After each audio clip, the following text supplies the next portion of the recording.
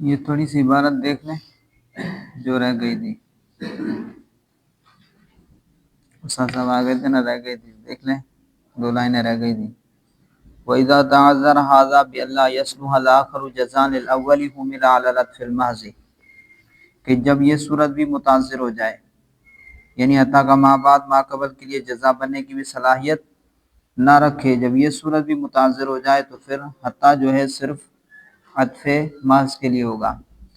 وَإِذَا تَعَذَّرَ هَذَا، اور جب یہ متاثر ہو جائے بِأَلَّا يَصْلُحُ الْآخَرُ جَزَاءً لِلْأَوَّلِ، بعید طور کے حتیٰ کا ما بعد ما قبل کے لیے صلاحیت نہ رکھتا ہو دوسرا جزان جزا بننے کے لیے الاول پہلے کے لیے، حُمِلَ عَلَى الْعَطْفِ الْمَحْضِ، تو اس کو معمول کیا جائے گا عطف محض پر۔ مثال، اس کی مثال ما قال محمد رحمہ اللہ اذا قال عبدی حر ان لم آتیک حتی اتغدی عندک اليوم او ان لم تاتنی حتی اتغدی عندی اليوم۔ اب یہاں پر اس کی تشریح گزر چکی تھی کہ کسی نے یوں کہا کہ عبدی حر ان لم آتیک حتی اتغدی عندک اليوم، کہ میرا غلام آزاد ہے اگر میں تیرے پاس نہ آؤں پھر اسی دن تیرے پاس صبح کا کھانا نہ کھاؤں، اس لیے یہاں پر عطف والا ترجمہ کر رہے ہیں۔ اسی طرح عبدی حر ان لم تاتنی حتی اتغدی عندی اليوم، میرا غلام آزاد ہوگا تو میرے پاس نہ آئے اور پھر اسی دن صبح کا کھانا میرے پاس نہ کھائے۔ تو ابھی دونوں مثالوں میں یہاں حتی جو ہے عطف محض کے لیے ہے۔ او ان لم تاتنی حتی اتغدی عندی اليوم، یا یہ کہا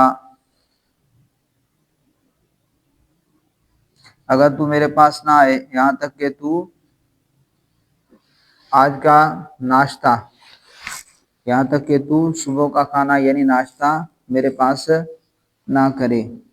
فاتاہ فلم یتغدی عندہ، پس وہ اس کے پاس آیا قسم اٹھانے والا اور اس نے اس کے پاس ناشتہ نہیں کیا، فی ذالک الیوم، اسی دن، حنیث، تو کیا ہو جائے گا؟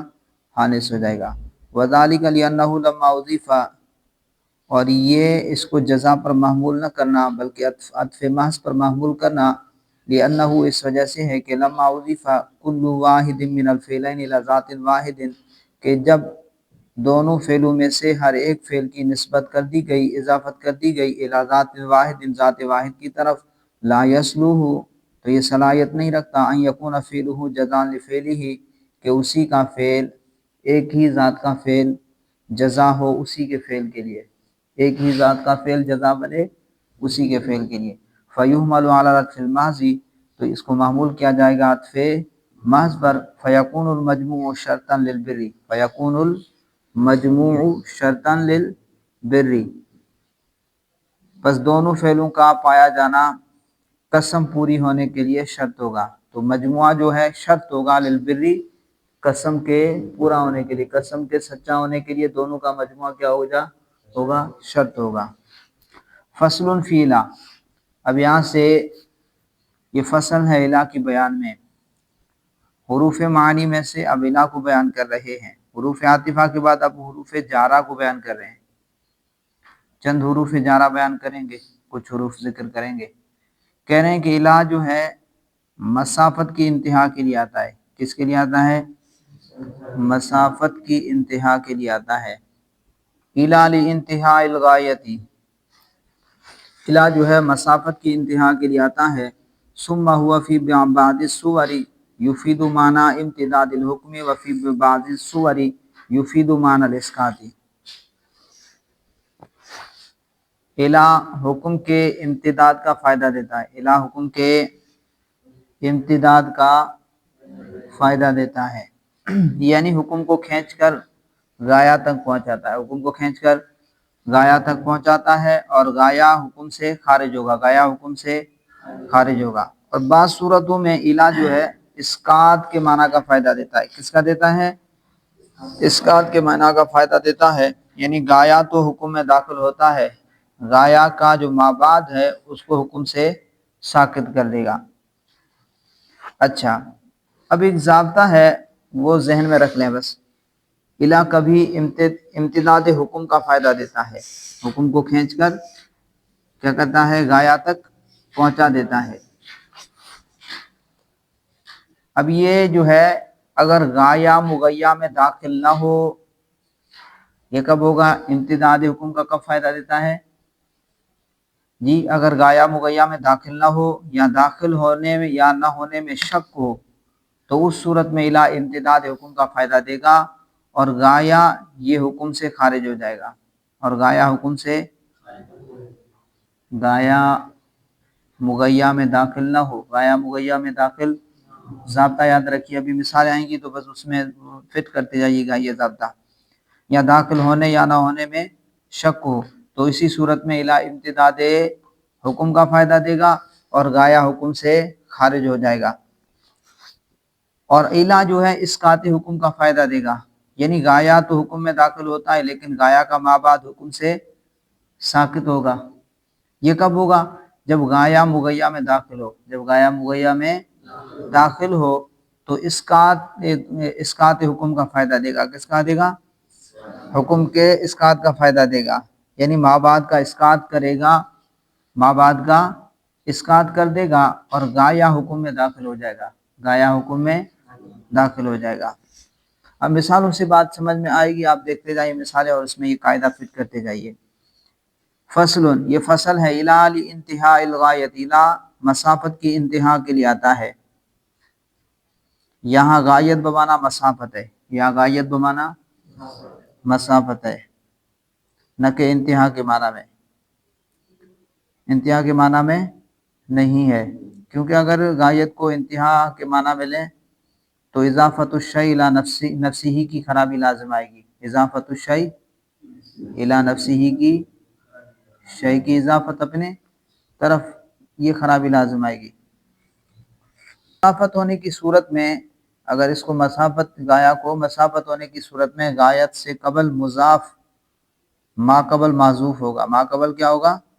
معذوف ہوگا، تقدیری عبارت یوں ہوگی لانتہائی ما قبل الغایتی، لانتہائی ما قبل الغایتی، یعنی مسافت کے ما قبل کی انتہا کے بیان کے لیے آتا ہے۔ الا لانتہاء الغایتی، الا جو ہے انتہائے غایت یعنی مسافت کی انتہا کے لیے آتا ہے۔ ثم ہوا فی بعض الصور، پھر جو ہے وہ یعنی الا بعض صورتوں میں یفید معنی امتداد الحکم، امتداد حکم کا فائدہ دیتا ہے، وفی بعض الصور یفید معنی الاسقاط، اور بعض صورتوں میں اسقاط حکم کا فائدہ دیتا ہے۔ فإن افاد الامتداد لا تدخل الغایۃ فی الحکم، پس اگر کلمہ الا نے، کلمہ الا امتداد حکم کا فائدہ دے، پس اگر اس نے فائدہ دیا امتداد حکم کا، لا تدخل الغایۃ، تو غایت داخل نہیں ہوگی فی الحکم، حکم میں، غایا یعنی حکم میں یعنی مغیا میں داخل نہیں ہوگی۔ وإن افاد الاسقاط، اور اگر کلمہ الا نے اسقاط حکم کا فائدہ دیا، فائدہ دیا اسقاط حکم کا، تدخلو، تو غایا جو ہے وہ مغیا میں داخل ہوگی، غایا مغیا کے حکم میں داخل ہوگی۔ نظیر الاولی، پہلے کی مثال، پہلے کیا تھا کہ اگر الا نے امتداد حکم کا فائدہ دیا تو پھر جو ہے غایا مغیا کے حکم میں داخل نہیں ہوگی، یہ پہلے کی مثال، پہلے کی مثال میں نے آپ کو بتایا کہ کبھی الا جو ہے امتداد حکم کا فائدہ دے گا، کبھی الا امتداد حکم کا فائدہ دے گا، کب؟ اگر غایا مغیا میں داخل نہ ہو یا داخل ہونے یا نہ ہونے میں شک ہو تو پھر اس صورت میں یہ امتداد حکم کا فائدہ دے گا اور جو ہے غایا حکم سے خارج ہو جائے گا۔ پہلے کی مثال اشتریت ھذا المکان الی ھذا الحائط لا يدخل الحائط فی البیع، اب کہہ رہے ہیں کہ جب کسی شخص نے کہا کہ میں نے یہ مکان خریدا ہے الی ھذا الحائط، اس دیوار تک، یہ میں نے جگہ خریدی ہے، مکان سے مراد کیا ہے؟ جگہ خریدی ہے، تو ما قبل میں مکان کا ذکر ہے، مکان ہے مغیا، مکان ہے مغیا، اور ما بعد میں ہے دیوار، دیوار کیا ہے؟ غایا، دیوار کیا ہے؟ غایا۔ اور یہاں پر دیکھیں کہ اس نے کہا کہ اشتریت ھذا المکان، تو لفظ مکان اقل اور اکثر، قلیل ہو یا کثیر، سب کو شامل ہوتا ہے، بھائی جگہ تھوڑی ہو یا جگہ زیادہ ہو اس کو کیا کہہ دیتے ہیں؟ مکان کہہ دیتے ہیں. تو جگہ کم ہو یا زیادہ اس کو مکان کہتے ہیں. تو اب غایا مغیا میں داخل نہیں، غایا مغیا میں داخل نہیں ہے، یا داخل ہونے میں شک ہے، یا داخل ہونے میں پتہ نہیں دیوار اس میں شامل ہے جگہ میں یا شامل نہیں ہے، اس میں شک ہے. تو الا جو ہے یہاں پر امتداد حکم کا فائدہ دے گا اور حکم کو غایا تک پہنچا دے گا، حکم کو کھینچ کر غایا تک پہنچا دے گا. غایا جو ہے مغیا کے حکم میں داخل نہیں ہوگا. اشتریت ھذا المکان الی ھذا الحائط، یہ اس نے جو کہا ہے تو اس حکم شرع کو دیوار تک لمبا کر دیا، کھینچ کر حکم شرع کو کیا کر دیا؟ دیوار تک اس نے لمبا کر دیا. اب چونکہ الہ اس مثال میں امتداد حکم کا فائدہ دے رہا ہے لہذا دیوار جو ہے عقد شرع میں داخل نہیں ہوگی، دیوار اس میں داخل نہیں ہوگی. تو اشتریت ھذا المکان، کسی نے کہا کہ میں نے یہ جگہ خریدی ہے، الی ھذا الحائط، اس دیوار تک، میں نے یہ مکان یہ جگہ اس دیوار تک خریدا ہے. لا يدخل الحائط فی البیع، تو دیوار بیع میں داخل نہیں ہوگی. ونظیر الثانی، اور دوسرے کی مثال، نظیر الثانی اور دوسری قسم کی مثال، دوسرا کیا تھا کہ الا اسقاط حکم کا فائدہ دے گا، یعنی غایا تو حکم میں داخل ہوتا ہے لیکن غایا کا مابعد حکم ہے، غایا کے مابعد کو حکم سے ساقط کر دے گا جب غایا مغیا میں داخل ہو، جب غایا مغیا میں داخل ہو تو اسقاط حکم کا فائدہ دے گا. یہ دوسری قسم. ونظیر الثانی باع بشرط الخیار الی ثلاثۃ ایام، اور دوسرے معنی کی مثال یہ ہے کہ جب باع کسی نے بیچا بشرط الخیار، خیار کی شرط کے ساتھ، الی ثلاثۃ ایام، 3 دن تک. کب تک؟ 3 دن تک. اب جو ہے کسی نے کوئی چیز بیچی، کسی نے کوئی چیز بیچی، مثال بے تو کہا کتاب وغیرہ کچھ بھی ہے، کہا میں یہ کتاب تجھ پر بیچتا ہوں شرط خیار کے ساتھ، الی ثلاثۃ ایام، کتنے دن تک؟ 3 دن تک. اب الی کے مابعد 3 دن کا ذکر ہوا، الی کا مابعد کیا ہے؟ 3 دن ذکر ہوا، اور یہ ہے غایا، یہ کیا ہے؟ غایا ہے. اور ایک ضابطہ ہے کہ جب کلام مطلق ذکر ہو تو پھر وہ معبد شمار ہوتا ہے. کیا ہوتا ہے؟ معبد شمار ہوتا ہے. یعنی اگر کوئی کہے کہ میں فلاں سے بات نہیں کروں گا جی، تو اس کا مطلب کیا ہوتا ہے؟ 1 دن بات نہیں کروں گا. لا اکلم زیدا، میں زید سے بات نہیں کروں گا، اس کا مطلب کیا؟ 1 دن، 2 دن، یا ہمیشہ؟ ہمیشہ. جب مطلق کلام ذکر ہو تو وہ معبد شمار ہوتا ہے. کیا شمار ہوتا ہے؟ معبد شمار ہوتا ہے. تو یہاں پر دیکھیں 3 دن ذکر ہوئے ہیں. اگر وہ 3 دن ذکر نہ کرتا، ٹھیک ہے، تو کیا شمار ہوتا؟ معبد شمار ہوتا. لیکن اب اس نے 3 دن شمار کیے ہیں. کتنے دن؟ اب ایک ہے پورا زمانہ، مستقبل، مستقبل پورا زمانہ ہے، ٹھیک ہے. تو اب اس کے اندر یہ 3 دن شامل ہیں نہیں ہیں؟ 3 دن شامل ہیں، مستقبل کے اندر کیا ہیں؟ شامل ہیں، ٹھیک ہے. تو غایا مغیا میں داخل ہے، غایا مغیا میں، بھائی 3 دن مستقبل میں ہے نہیں ہے، ٹھیک ہے. تو یہ جو ہے غایا مغیا میں داخل ہے. تو الی کا مابعد، الی کے مابعد کا یہ اسقاط کر دے گا، الی کے مابعد کا کیا کر دے گا؟ اسقاط کر دے گا. اب اسے 3 دن کا اختیار ہوگا، غایا حکم میں داخل ہوگی، یعنی 3 دن حکم میں داخل ہوں گے، 3 دن حکم میں داخل ہوں گے، لیکن غایا کا مابعد حکم سے خارج ہوگا. اب 3 دن سے زیادہ اسے اختیار نہیں ہوگا، بلکہ کتنے دن کا ہوگا؟ 3 دن کا اسے اختیار ہوگا. ونظیر الثانی، اور دوسرے کی مثال، دوسرے معنی کی مثال، باع، جب کسی نے بیچا، بیع کی، بشرط الخیار، خیار شرط کے ساتھ، الی ثلاثۃ ایام، 3 دن تک. وبمثلہ، اور اسی طرح ہے، لو حلف، اگر کسی شخص نے قسم کھائی، لا اکلم فلانا الی شہر، کہ میں فلاں سے 1 مہینے تک بات نہیں کروں گا. اب دیکھیں، اب میں نے ابھی آپ کو بتایا کہ جو ہے مطلق کلام جو ہے معبد ہوتا ہے. مطلق کلام جی جب بھی بولا جائے تو وہ کیا ہوتا ہے؟ معبد شمار ہوتا ہے. اگر کوئی کہتا ہے کہ میں فلاں سے بات نہیں کروں گا، مراد کیا ہے؟ ہمیشہ، ہمیشہ بات نہیں کروں گا. لیکن اب اس نے کہہ دیا کہ میں فلاں سے 1 مہینہ بات نہیں کروں گا، اب یہ مقید ہو گیا، ٹھیک ہے، تو اب 1 مہینہ ماں بعد میں داخل ہے یا نہیں ہے؟ پورے زمانے میں داخل ہے یا نہیں ہے؟ 1 مہینہ مستقبل میں داخل ہے نہیں ہے؟ میں مہینہ بات نہیں کروں گا، یہ مہینہ مستقبل میں داخل ہے نہیں ہے؟ ٹھیک ہے، تو جب غایا مغیہ میں داخل ہے، مغیہ ہے مہینہ اور غایا کیا ہے ماں بعد، بھائی 1 مہینہ بولا ہے نا، یہ 1 مہینہ کیا ہے غایا اور پورا مستقبل کیا ہے مغیہ۔ تو قاعدہ اصول آپ کو بتا دیا کہ جب غایا جو ہے مغیہ میں داخل ہو، جب غایا مغیہ میں داخل ہو تو پھر کیا ہوتا ہے، اسقاط حکم کا فائدہ دے گا۔ کس کا دے گا؟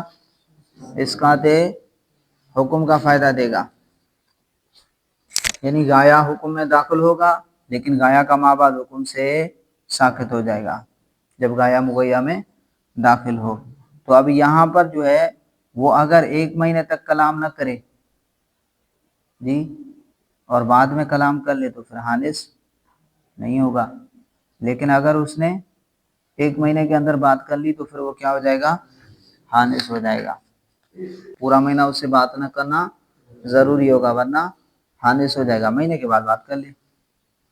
وَبِمِثْلِهِ اور اسی کے مثل لو حلف اگر کسی نے قسم کھائی لا اکلم فلانا کہ وہ فلاں سے بات نہیں کرے گا، کہ میں فلاں سے بات نہیں کروں گا الی شہر 1 مہینے تک، کان الشہر داخلا فی الحکم تو شہر یعنی مہینہ جو ہے یہ حکم میں داخل ہوگا، قسم کے حکم میں داخل ہوگا۔ وقد افاد فائدۃ الاسقاط ها هنا اور یہاں پر جو ہے الا نے فائدہ دیا ہے کس کا، اسقاط کا فائدہ، ہا ہونا یہاں پر، کہ اس نے جو ہے مہینے کے علاوہ مہینے کے ماں بعد کو حکم سے کیا کر دیا ہے، خارج کر دیا، ساقط کر دیا۔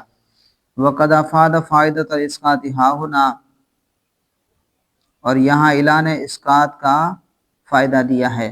وعلى هذا قلنا المرفق والكعب داخلان تحت حکم الغسل فی قوله تعالی الی المرافق اور اس اسقاط حکم کے معنی کی بنا پر، وعلى هذا اور اسی اصول پر قلنا ہم نے کہا کہ المرفق والكعب کہ مرفق اور کعب کوہنی اور ٹخنا، کوہنی اور ٹخنا داخلان یہ دونوں داخل ہیں تحت حکم الغسل دھونے کے حکم کے تحت، دھونے کے حکم کے تحت یہ دونوں کیا ہیں، داخل ہیں۔ سوال یہ ہے کہ اللہ تبارک و تعالیٰ نے ارشاد فرمایا فَاغْسِلُوا وُجُوهَكُمْ وَأَيْدِيَكُمْ إِلَى الْمَرَافِقِ کہ دھو تم اپنے چہروں کو اور اپنے ہاتھوں کو کوہنیوں تک۔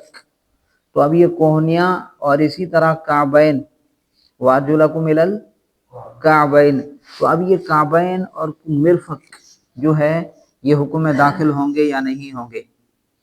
تو دیکھیں قاعدہ میں نے ابھی آپ کو بتا دیا کہ جب غایا مغیہ میں داخل ہو تو پھر کیا ہوگا، یہ اسقاط کا فائدہ دے گا۔ کیا فائدہ دے گا؟ اسقاط حکم کا فائدہ دے گا، یعنی غایا تو مغیہ میں داخل ہو، غایا تو حکم میں داخل ہوگا، ٹھیک ہے، لیکن غایا کا ماں بعد کیا ہو جائے گا، ساقط ہو جائے گا۔ تو اب یہاں پر دیکھیں غایا مغیہ میں داخل ہے، ید ہے مغیہ، مرفق، یہ مرفق کیا ہے، غایا، مرفق کیا ہے، غایا ہے۔ تو اب غایا مغیہ میں پہلے سے ہی داخل ہے، کیونکہ عرب کے اندر ید کا اطلاق جو ہے ہاتھ کی انگلیوں سے لے کر کے پورے بازو پر ہوتا ہے۔ کس پر ہوتا ہے؟ پورے بازو پر ہوتا ہے۔ تو اب غایا کیا ہے، مرفق، یہ پہلے سے ہی مغیہ میں ید میں داخل ہے۔ تو جب داخل ہے تو پھر کیا ہوگا، اسقاط کے حکم کا فائدہ دے گا، یعنی غایا تو حکم میں داخل ہوگا لیکن غایا کا ماں بعد داخل نہیں ہوگا۔ تو اب کوہنی تو شامل ہوگی لیکن کوہنی کے علاوہ جو آگے ماں بعد وہ شامل نہیں ہوگا۔ اسی طرح وَأَرْجُلَكُمْ إِلَى الْكَعْبَيْنِ جی رجل کہتے ہیں، اطلاق جو ہے پاؤں کی انگلیوں سے لے کر ران تک ہوتا ہے، یہ پورا رجل ہے، یہ پورا کیا ہے، رجل ہے، اس کو ٹانگ کہتے ہیں۔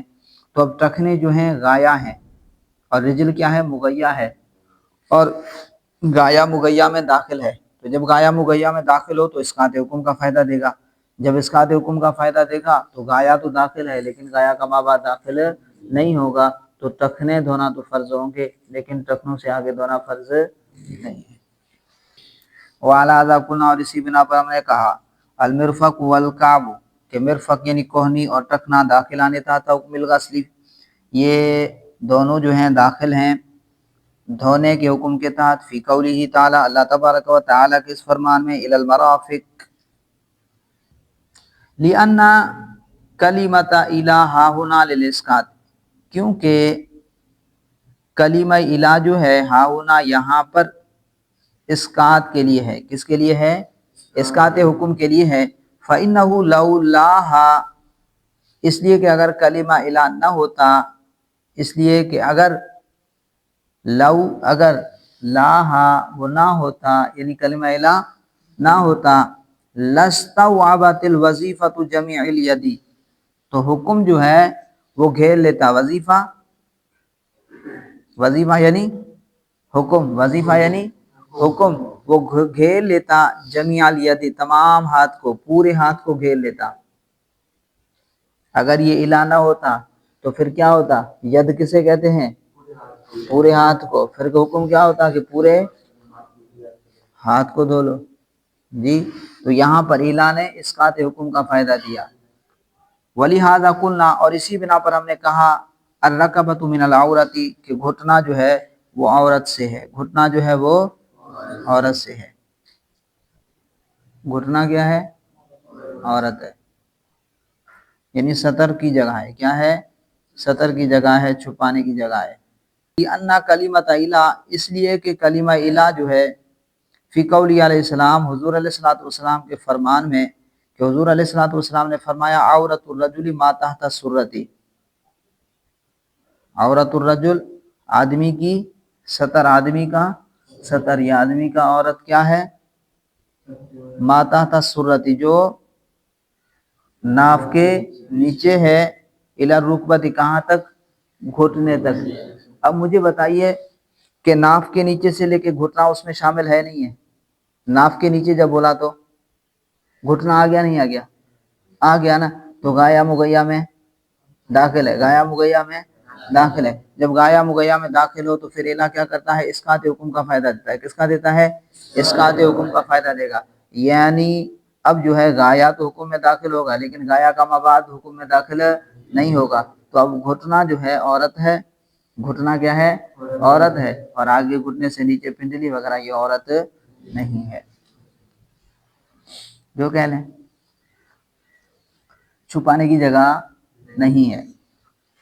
وَلِهَذَا قُلْنَا اور اسی بنا پر ہم نے کہا کہ الرُّكْبَةُ مِنَ الْعَوْرَةِ کہ رکبہ گھٹنا جو ہے وہ عورت ہے، عورت سے ہے. لِأَنَّ کلمۃ الی اس لیے کہ کلمہ الی فی قول علیہ السلام حضور علیہ السلام کے فرمان میں عورت الرجل ما تحت السرۃ الی الرکبۃ کہ آدمی کا سطر جو ہے وہ ناف کے نیچے سے لے کر الی الرکبۃ گھٹنے تک ہے. تفید فائدۃ الاسقاط تو یہاں پر الی نے اسقاط حکم کا فائدہ دیا ہے. فائدہ دیا کس نے؟ الی نے.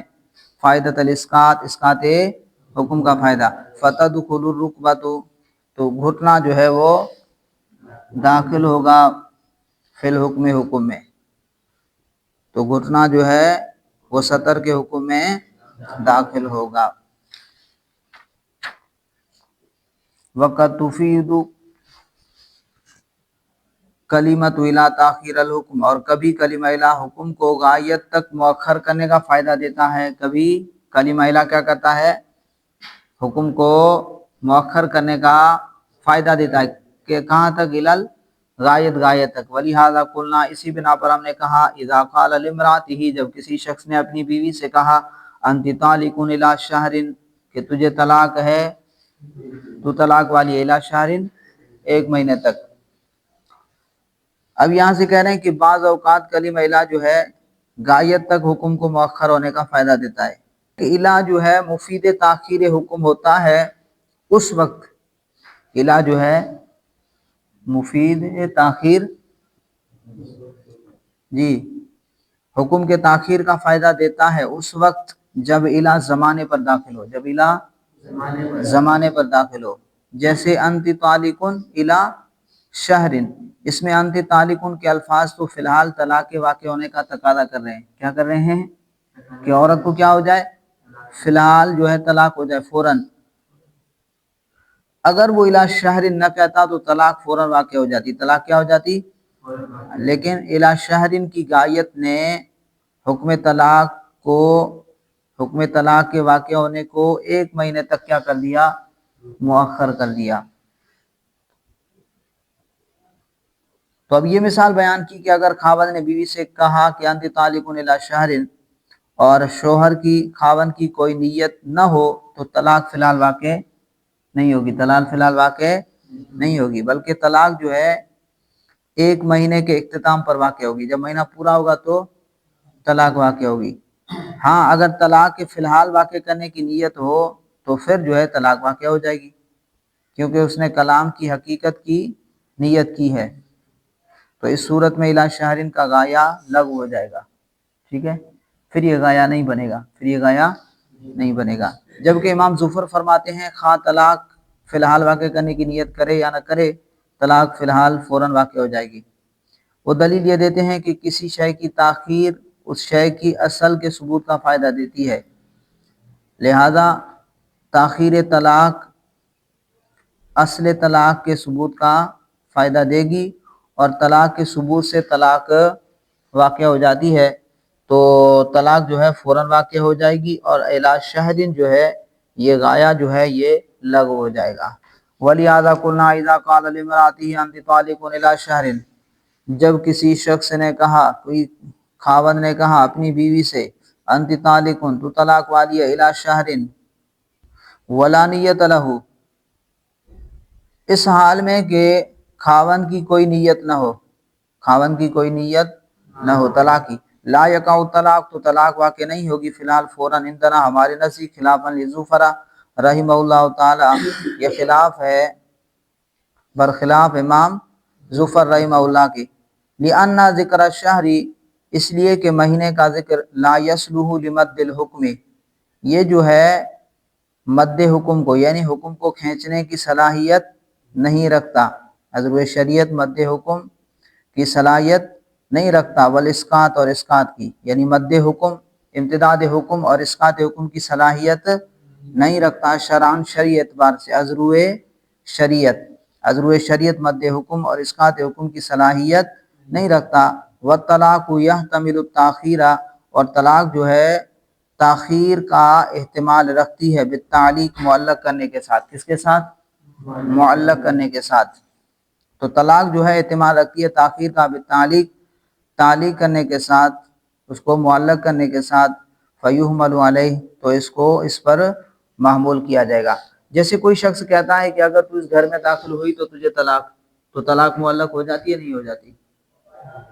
جی، تو کہہ رہے ہیں کہ طلاق جو ہے تاخیر کا احتمال رکھتی ہے معلق کرنے کے ساتھ، معلق کرنے کی وجہ سے، تو فیحمل علیہ، تو لہٰذا اس کو اسی پر محمول کیا جائے گا۔